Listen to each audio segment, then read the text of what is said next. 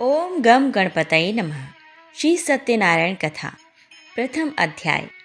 एक समय की बात है, नैमिषारण्य तीर्थ में शौनक आदि 28,000 ऋषियों ने श्री सूत जी से पूछा, हे प्रभु, इस कलयुग में वेद विद्या रहित मनुष्यों को प्रभु भक्ति किस प्रकार मिल सकती है तथा उनका उद्धार कैसे होगा। हे मुनिश्रेष्ठ, कोई ऐसा तप बताइए जिससे थोड़े समय में ही पुण्य मिले और मनवांछित फल भी मिल जाए। इस प्रकार की कथा सुनने की हम इच्छा रखते हैं। सर्वशास्त्रों के ज्ञाता सूत जी बोले, है वैष्णवों, पूज्य आप सभी ने प्राणियों के हित की बात पूछी है, इसीलिए मैं एक ऐसे श्रेष्ठ व्रत को आप लोगों को बताऊंगा जिसे नारद जी ने लक्ष्मी नारायण जी से पूछा था और लक्ष्मीपति ने मुनि श्रेष्ठ नारद जी से कहा था। आप सब इसे ध्यान से सुनिए। एक समय की बात है, योगीराज नारद जी दूसरों के हित की इच्छा के लिए अनेक लोकों में घूमते हुए मृत्युलोक में आ पहुँचे। यहाँ उन्होंने अनेक योनियों में जन्मे प्रायः सभी मनुष्यों को अपने कर्मों द्वारा अनेकों दुखों से पीड़ित देखा। उनका दुख देख नारद जी सोचने लगे कि कैसा यत्न किया जाए जिसके करने से निश्चित रूप से मानव के दुखों का अंत हो जाए। इसी विचार पर मनन करते हुए वह विष्णु लोक में गए। वहाँ वह देवों के ईश भगवान नारायण की स्तुति करने लगे, जिनके हाथों में शंख चक्र गदा और पद्म थे, गले में बरमाला पहने हुए थे। स्तुति करते हुए नारद जी बोले, हे भगवान, आप अत्यंत शक्ति से संपन्न है, मन तथा वाणी भी आपको नहीं पा सकती हैं। आपका आदि मध्य तथा अंत नहीं है। निर्गुण स्वरूप सृष्टि के कारण भक्तों के दुख को दूर करने वाले आपको मेरा नमस्कार है। नारद जी की स्तुति सुन विष्णु भगवान बोले, हे मुनिश्रेष्ठ, आपके मन में क्या बात है? आप किस काम के लिए पधारे हैं, उसे निसंकोच कहो। इस पर नारद मुनि बोले कि मृत्युलोक में अनेक योनियों में जन्मे मनुष्य अपने कर्मों के द्वारा अनेकों दुखों से दुखी हो रहे हैं। हे नाथ, आप मुझ पर दया रखते हैं तो बताइए कि वो मनुष्य थोड़े ही प्रयास से ही अपने दुखों से कैसे छुटकारा पा सकते हैं। श्री हरि बोले, हे नारद, मनुष्यों की भलाई के लिए तुमने बहुत अच्छी बात पूछी है, जिसके करने से मनुष्य मोह से छूट जाता है। वह बात मैं कहता हूँ, उसे सुनो। स्वर्गलोक व मृत्युलोक दोनों में एक दुर्लभ उत्तम व्रत है जो पुण्य देने वाला है। आज प्रेमवश होकर मैं उसे तुमसे कहता हूँ। श्री सत्यनारायण भगवान का यह व्रत अच्छी तरह विधान पूर्वक करके मनुष्य तुरंत ही यहाँ सुख भोग कर मरने पर मोक्ष पाता है। श्री हरि के वचन सुन नारद जी बोले कि उस व्रत का फल क्या है और उसका विधान क्या है? यह व्रत किसने किया था? इस व्रत को किस दिन करना चाहिए? सभी कुछ विस्तार से बताएं। नारद की बात सुनकर श्री हरि बोले, दुख व शोक को दूर करने वाला यह व्रत सभी स्थानों पर विजय दिलाने वाला है। मानव को भक्ति व श्रद्धा के साथ शाम को श्री सत्यनारायण की पूजा धर्मपरायण होकर ब्राह्मणों व बंधुओं के साथ करनी चाहिए। भक्ति भाव से ही नैवेद्य, केले का फल, घी, दूध और गेहूं का आटा सवाया लें। गेहूं के स्थान पर साठी का आटा, शक्कर तथा गुड़ लेकर वह सभी भक्षण योग्य पदार्थों को मिलाकर भगवान का भोग लगाएं।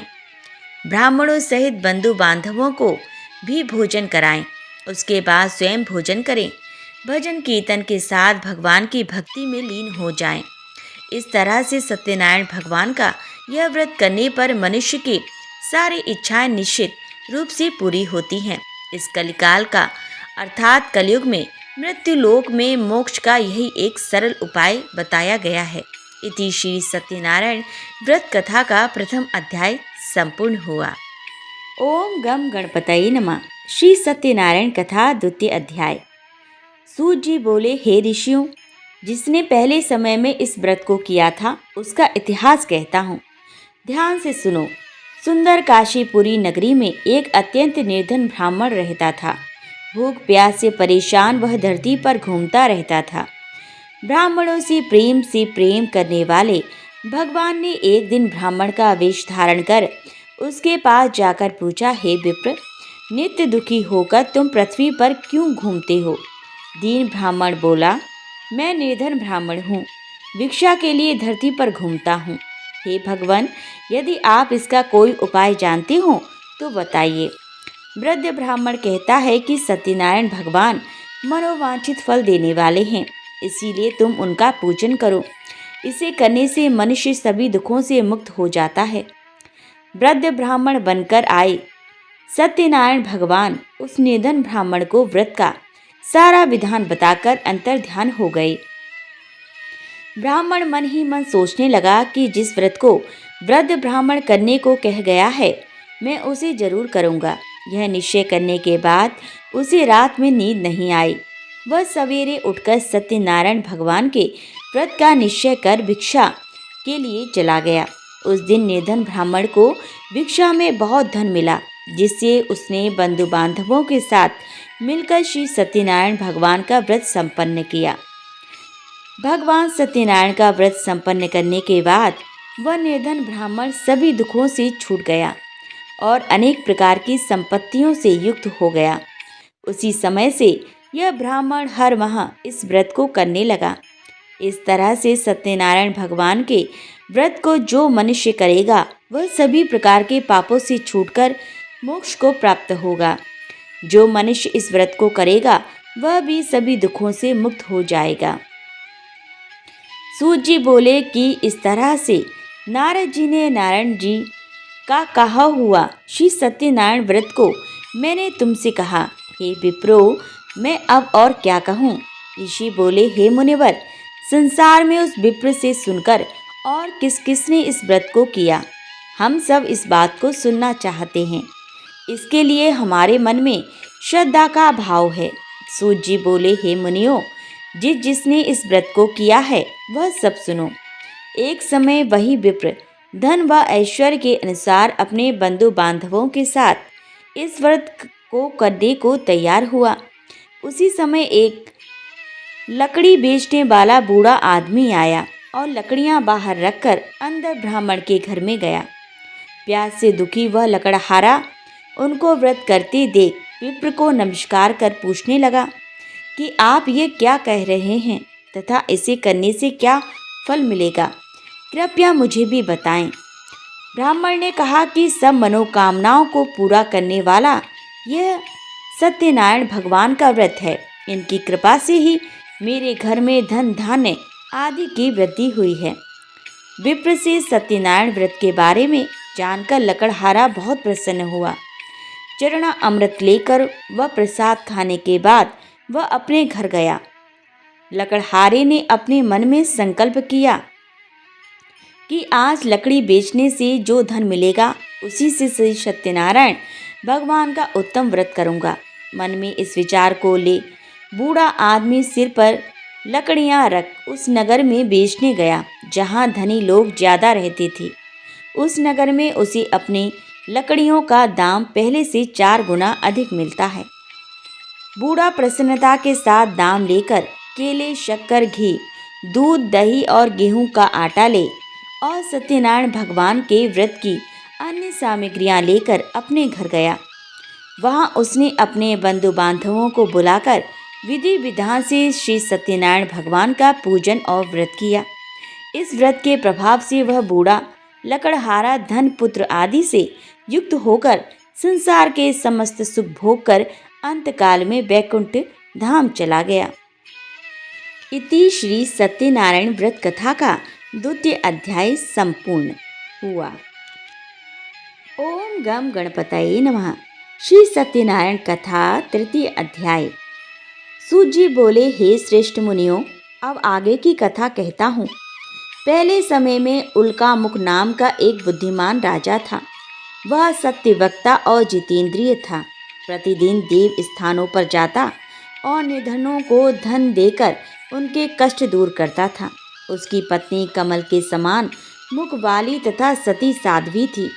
भद्रशिला नदी के तट पर उन दोनों ने श्री सत्यनारायण भगवान का व्रत किया।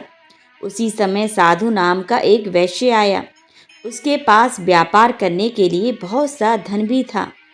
राजा को व्रत करते देखकर वह विनय के साथ पूछने लगा, हे राजन, भक्ति भाव से पूर्ण होकर आप ये क्या कर रहे हैं? मैं सुनने की इच्छा रखता हूँ। तो आप मुझे बताएं। राजा बोले, हे साधु, अपने बंधु बांधवों के साथ पुत्र आदि की प्राप्ति के लिए एक महाशक्तिमान श्री सत्यनारायण भगवान का व्रत व पूजन कर रहा हूँ। राजा के वचन सुन साधु आदर से बोला, हे राजन, मुझे इस व्रत का सारा विधान कहिए। आपके कथना अनुसार मैं भी इस व्रत को करूँगा। मेरी भी संतान नहीं है और इस व्रत को करने से निश्चित रूप से मुझे संतान की प्राप्ति होगी। राजा से व्रत का सारा विधान सुन व्यापार से निवृत्त हो वह अपने घर गया। साधु वैश्य ने अपनी पत्नी को संतान देने वाले इस व्रत का वर्णन कह सुनाया और कहा कि जब मेरी संतान होगी तब मैं इस व्रत को करूँगा। साधु ने इस तरह के वचन अपनी पत्नी लीलावती से कहे। एक दिन लीलावती पति के साथ आनंदित हो सांसारिक धर्म में प्रवृत्त होकर सत्यनारायण भगवान की कृपा से गर्भवती हो गई। 10वें महीने में उसके गर्भ से एक सुंदर कन्या ने जन्म लिया। दिनों दिन वह ऐसे बढ़ने लगी जैसे कि शुक्ल पक्ष का चंद्रमा बढ़ता है। माता पिता ने अपनी कन्या का नाम कलावती रखा। एक दिन लीलावती ने मीठे शब्दों में अपने पति को याद दिलाया कि आपने सत्यनारायण भगवान के जिस व्रत को करने का संकल्प किया था उसे करने का समय आ गया है। आप इस व्रत को करिए। साधु बोला कि हे प्रिय, इस व्रत को मैं उसके विवाह पर करूँगा। इस प्रकार अपनी पत्नी को आश्वासन देकर वह नगर को चला गया। कलावती पिता के घर में रह वृद्धि को प्राप्त हो गई। साधु ने एक बार नगर में अपनी कन्या को सखियों के साथ देखा तो तुरंत ही दूत को बुलाया और कहा कि मेरी कन्या के योग्य वर देख कर आओ। साधु की बात सुनकर दूत कंचन नगर में पहुंचा और वहां देखभाल कर लड़की के सुयोग्य वणिक पुत्र को ले आया। सुयोग्य लड़के को देख साधु ने बंधु बांधवों को बुलाकर अपनी पुत्री का विवाह कर दिया। लेकिन दुर्भाग्य की बात ये कि साधु ने अभी भी श्री सत्यनारायण भगवान का व्रत नहीं किया। इस पर श्री भगवान क्रोधित हो गए और श्राप दिया कि साधु को अत्यधिक दुख मिले। अपने कार्य में कुशल साधु बनिया जमाई को लेकर समुद्र के पास स्थित होकर रत्नासारपुर नगर में गया। वहां जाकर दामाद ससुर दोनों मिलकर चंद्रकेतु राजा के नगर में व्यापार करने लगे। एक दिन भगवान सत्यनारायण की माया से एक चोर राजा का धन चुराकर भाग रहा था। उसने राजा के सिपाहियों को अपना पीछा करते देख चुराया हुआ धन वहां रख दिया जहां साधु अपने जमाई के साथ ठहरा हुआ था।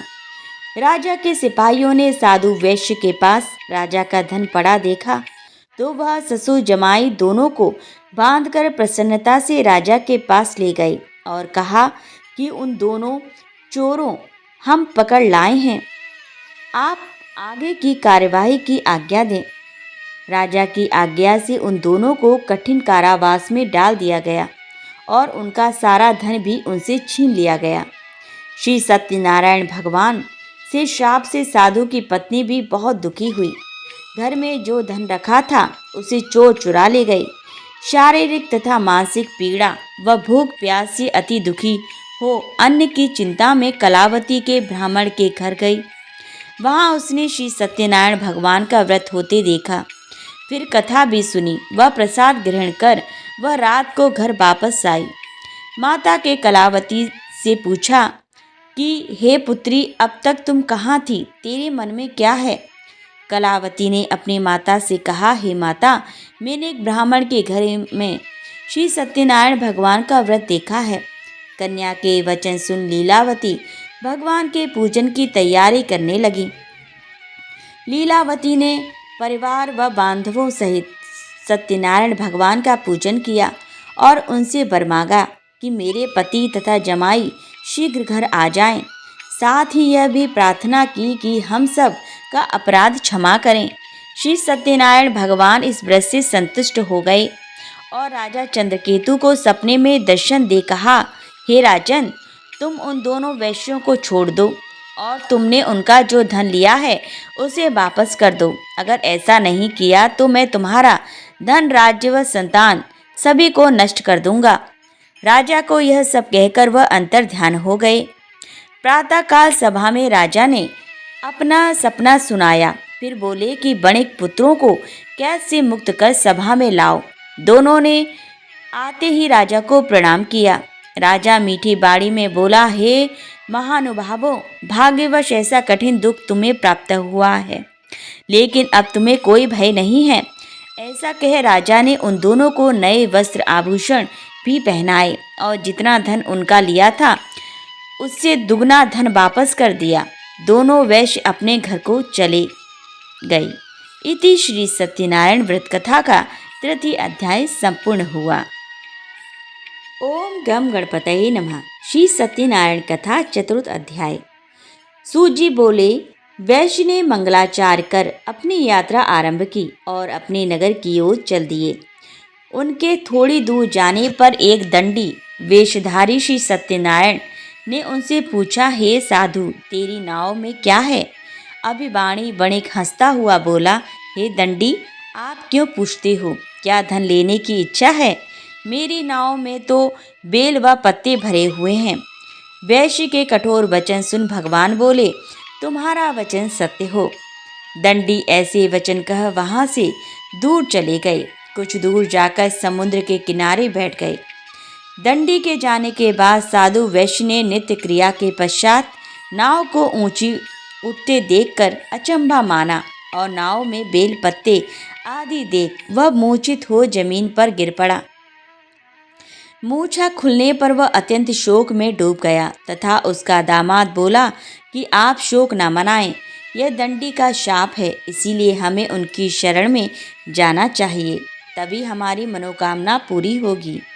दामाद की बात सुनकर वह दंडी के पास पहुंचा और अत्यंत भक्ति भाव नमस्कार करके बोला, मैंने आपसे जो जो असत्य वचन कहे थे उनके लिए मुझे क्षमा कर दें। ऐसा कहकर महान शोकातुर हो रोने लगा। तब दंडी भगवान बोले, हे बणिक पुत्र, मेरी आज्ञा से बार बार तुम्हें दुख प्राप्त हुआ है, तुम मेरी पूजा से विमुख हुआ। साधु बोला, हे भगवान, आपकी माया से ब्रह्मा आदि देवता भी आपके रूप को नहीं जानते, तब मैं अज्ञानी कैसे जान सकता हूँ? आप प्रसन्न होइए, अब मैं सामर्थ के अनुसार आपकी पूजा करूँगा। मेरी रक्षा करो और पहले के समान नौका में धन भर दो। साधु वैश्य के भक्तिपूर्वक वचन सुनकर भगवान प्रसन्न हो गए और उसकी इच्छा अनुसार वरदान देकर अंतर ध्यान हो गए। ससुर जमाई जब नाव पर आए तो नाव धन से भरी हुई थी। फिर वहीं अपने अन्य साथियों के साथ सत्यनारायण भगवान का पूजन कर अपने नगर को चल दिए। जब नगर के नज़दीक पहुँचे तो दूत को घर पर खबर करने के लिए भेज दिया। दूत साधु की पत्नी को प्रणाम कर कहता है कि मालिक अपने दामाद सही नगर के निकट आ गए हैं। दूत की बात सुन साधु की पत्नी लीलावती ने बड़े हर्ष के साथ सत्यनारायण भगवान का पूजन कर अपनी पुत्री कलावती से कहा कि मैं अपने पति के दर्शन को जाती हूँ, तू कार्य पूर्ण कर शीघ्र आ जा। माता के ऐसे वचन सुन कलावती जल्दी में प्रसाद छोड़ अपने पति के पास चली गई। प्रसाद की अवज्ञा के कारण श्री सत्यनारायण भगवान रुष्ट हो गए और नाव सहित उसके पति को पानी में डुबो दिया। कलावती अपने पति को वहां न पाकर रोती हुई जमीन पर गिर गई। नौका को डूबा हुआ देख वह कन्या को रोता देख साधु दुखी होकर बोला कि हे प्रभु, मुझसे तथा मेरे परिवार से जो भूल हुई है उसे क्षमा करें। साधु के दीन वचन सुनकर श्री सत्यनारायण भगवान प्रसन्न हो गए और आकाशवाणी हुई, हे साधु, तेरी कन्या मेरे प्रसाद को छोड़कर आई है, इसीलिए उसका पति अदृश्य हो गया है। यदि वह घर जाकर प्रसाद खाकर लौटती है तो इसे इसका पति अवश्य मिलेगा। ऐसी आकाशवाणी सुन कलावती घर पहुंचकर प्रसाद खाती है और फिर आकर अपने पति के दर्शन करती है। उसके बाद साधु अपने बंधु बांधवों सहित श्री सत्यनारायण भगवान का विधि विधान से पूजन करता है। इस लोक का सुख भोग व अंत में स्वर्ग जाता है। इति श्री सत्यनारायण व्रत कथा चतुर्थ अध्याय संपूर्ण। ओम गम गणपतये नमः। श्री सत्यनारायण कथा पंचम अध्याय। सूत जी बोले, हे ऋषियों, मैं और भी एक कथा सुनाता हूँ, उसे भी ध्यानपूर्वक सुनो। प्रजापालन में लीन तुगध्वज नाम का एक राजा था। उसने भी भगवान का प्रसाद त्याग कर बहुत ही दुखी सान किया। एक बार वन में जाकर वन पशुओं को मारकर वह बड़ के पेड़ के नीचे आया। वहाँ उसने ग्वालों को भक्ति भाव से अपने बंधुओं सहित सत्यनारायण भगवान का पूजन करते देखा। अभिमानवश राजा ने उन्हें देखकर भी पूजा स्थान में नहीं गया और ना ही उसने भगवान को नमस्कार किया। ग्वालों ने राजा को प्रसाद दिया, लेकिन उसने वह प्रसाद नहीं खाया और प्रसाद को वहीं छोड़ वह अपने नगर को चला गया। जब वह नगर में पहुंचा तो वहां सब कुछ तहस नहस हुआ पाया, तो वह शीघ्र ही समझ गया कि यह सब भगवान ने ही किया है। वह दोबारा ग्वालों के पास पहुंचा और विधि पूर्वक पूजा करके प्रसाद खाया, तो श्री सत्यनारायण भगवान की कृपा से सब कुछ पहले जैसा हो गया। दीर्घ काल तक सुख भोगने के बाद मरणों उपरांत उसे स्वर्गलोक की प्राप्ति हुई। जो मनुष्य परम दुर्लभ इस व्रत को करेगा तो भगवान सत्यनारायण की अनुकंपा से उसे धन धान्य की प्राप्ति होगी। निर्धन धनी हो जाता है और भय मुक्त हो जीवन जीता है। संतानहीन मनुष्य को संतान सुख मिलता है और सारे मनोरथ पूर्ण होने पर मानव अंतकाल में वैकुंठ धाम को जाता है। सूत जी बोले, जिन्होंने पहले इस व्रत को किया है, अब उनके दूसरे जन्म की कथा कहता हूँ। वृद्ध शतानंद ब्राह्मण ने सुदामा का जन्म लेकर मोक्ष की प्राप्ति की। लकड़हारे ने अगले जन्म में निषाद बनकर मोक्ष प्राप्त किया। उल्लका मुख नाम का राजा दशरथ होकर बैकुंठ को गए। साधु नाम के वैश्य ने मोरध्वज बनकर अपने पुत्र को आरे से चीर कर मोक्ष पाया। महाराज तुगध्वज ने स्वयंभू होकर भगवान में भक्ति युक्त हो कर्म कर मोक्ष पाया। इति श्री सत्यनारायण व्रत कथा का पंचम अध्याय संपूर्ण। ओम जय लक्ष्मी रमणा स्वामी, जय लक्ष्मी रमणा सत्यनारायण स्वामी, जनपातक हरणा। ओम जय लक्ष्मी रमणा स्वामी, जय लक्ष्मी रमणा। रत्न जड़ित सिंहासन अद्भुत छवि राजे स्वामी, अद्भुत छवि राजे। नारद करत निराजन घंटा ध्वनि बाजे। ओम जय लक्ष्मी रमणा स्वामी, जय लक्ष्मी रमणा।